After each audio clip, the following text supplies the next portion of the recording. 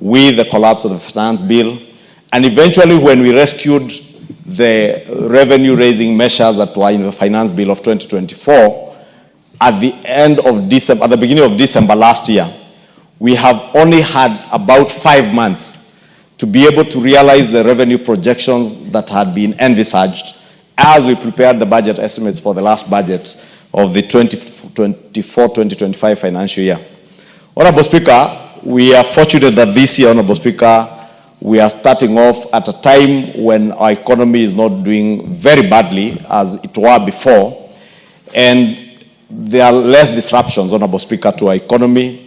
The rains have done us a little bit of justice, Honorable Speaker, and therefore also food production in the backdrop of the subsidized fertilizer program, which has been provided for adequate resources in these budget estimates, have augmented our productivity in terms of food production. And when a nation is food secure, then the economy is naturally bound to do better, because we have always prided ourselves as being an agro-based economy. And that means, Honorable Speaker, that when agriculture is doing well, the entire economy naturally will do well. And that has been reflected, Honorable Speaker, with the improving prices of our food items, rather the food items whose prices have been going down for consumers, and also better returns for farmers, be it farmers in the dairy sector who are now, through KCC, enjoying at least a minimum of 50 shillings per litre of their milk delivered to KCC. Not to mention also, Honorable Speaker, farmers in Embu who are happy. And I can see Honorable Mukunji smiling, because he knows farmers in Manyatta now are happy lots, benefiting from very good coffee prices, the best in the last 10 years, Honorable Speaker. And this has been as a result of progressive and very well-focused economic policies that this government or this administration chose to embark on in the year 2022, away from the populist things that people say out there in funerals and in weddings and other political rallies, Honorable Speaker. These policies that have been implemented under the bottom-up economic transformation agenda are bearing fruit, and bearing good fruit for the people of Kenya. Some, of course, Honorable Speaker, as we said earlier, may not have been very popular with the people. But it is not always that true that what is popular is correct and what is right is popular. And I am glad that this administration chose to do that which is right, not necessarily popular.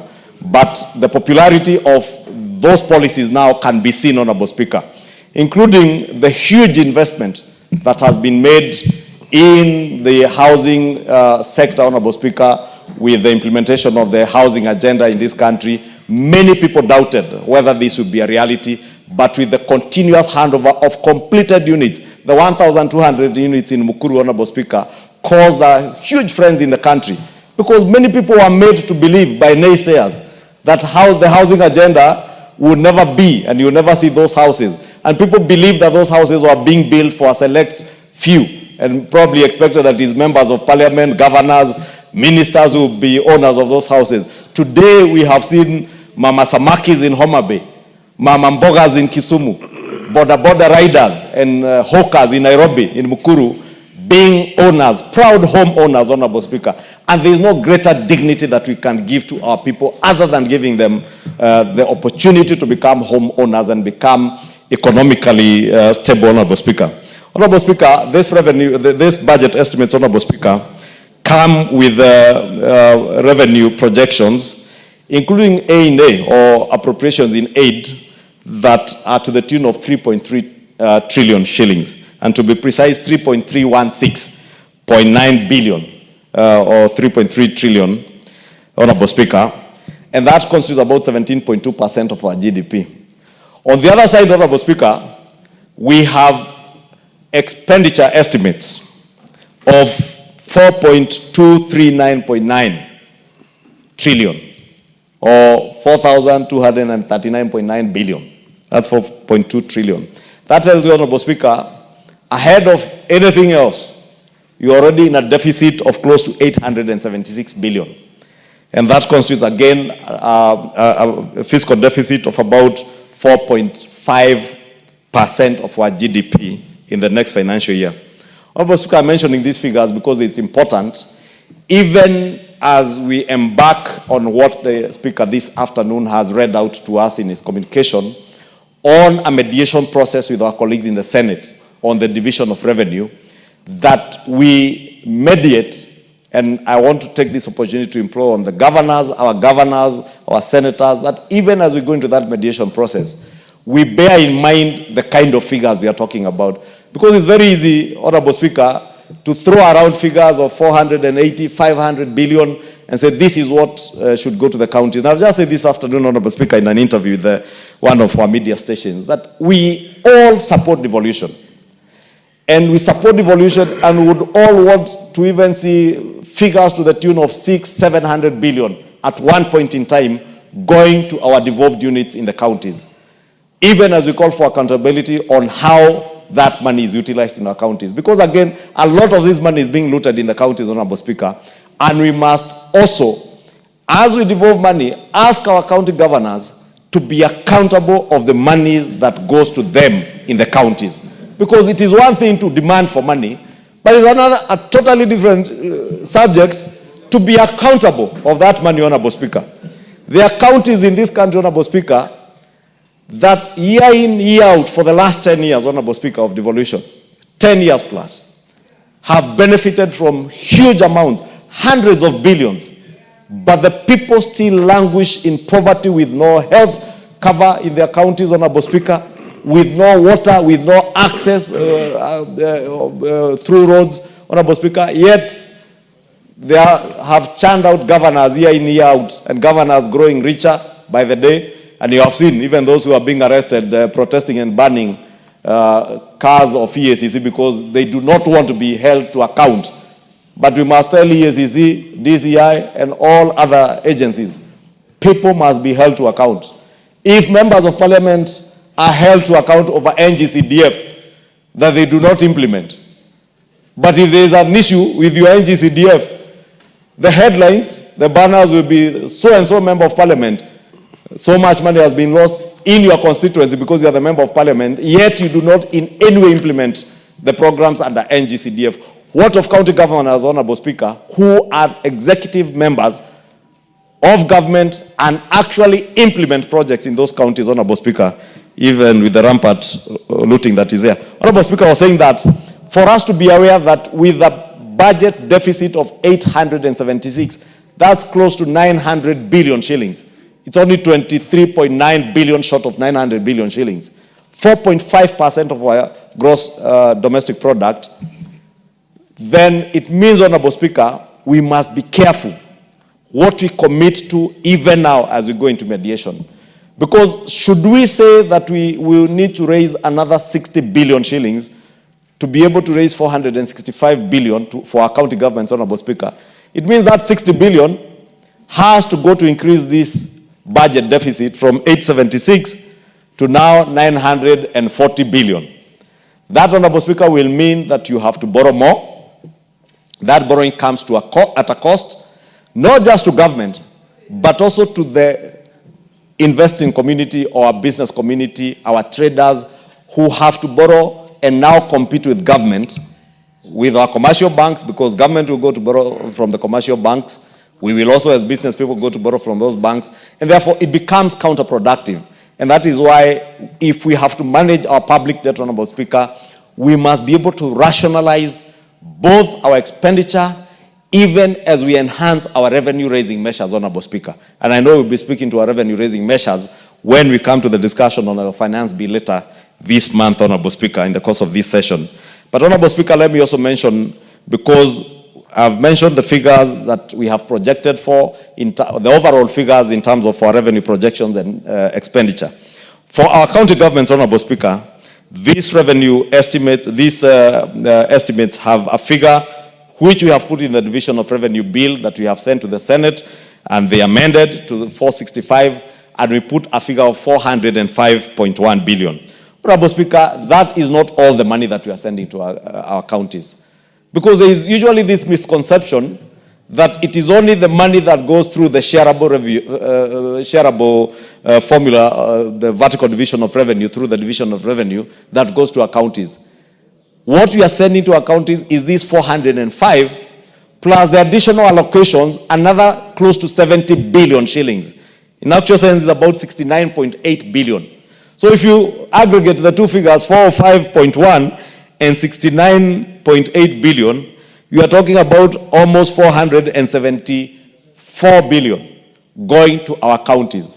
Therefore, even as we talk about figures, 465 billion, let us also now from here speak about the 474 billion that is going to our county governments, including the shareable revenue through the division of revenue and the additional county allocations and grants of 69.8 billion. And therefore, Honorable Speaker, I'm saying that so that even as we mediate, Honorable Speaker, we do this with some sense of balance and rationalization so that we do not sink our country into further debt.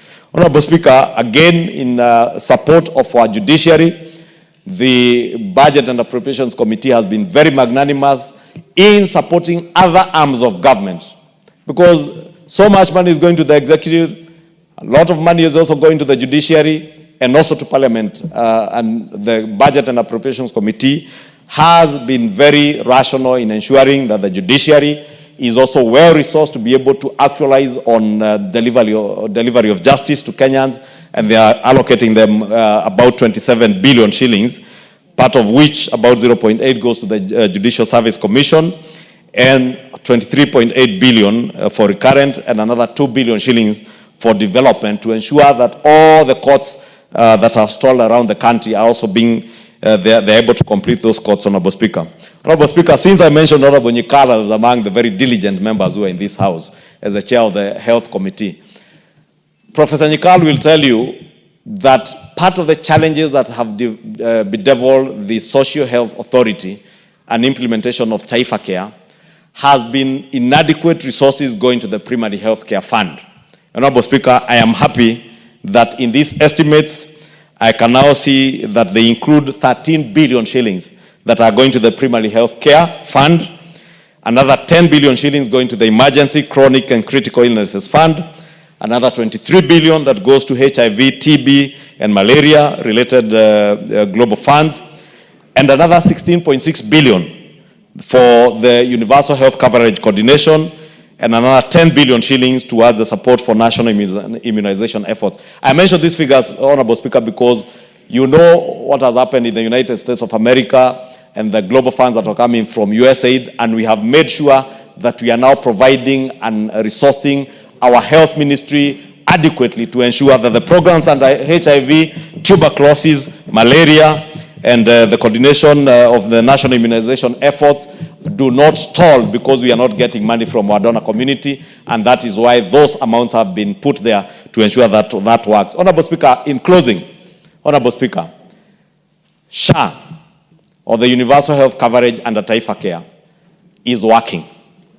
And it is working well for many, many Kenyans. I am so happy that today Kenyans do not need to be told by politicians whether SHA is working. They are testifying in their backgrounds, in their villages, how their neighbor, how their relatives have had their bills catered for. I want to tell Kenyans now, with another 13 billion shillings going to the Primary Health Care Fund, all they need to do is to walk into your primary health care facility. So long as your governor has enlisted that facility under SHA,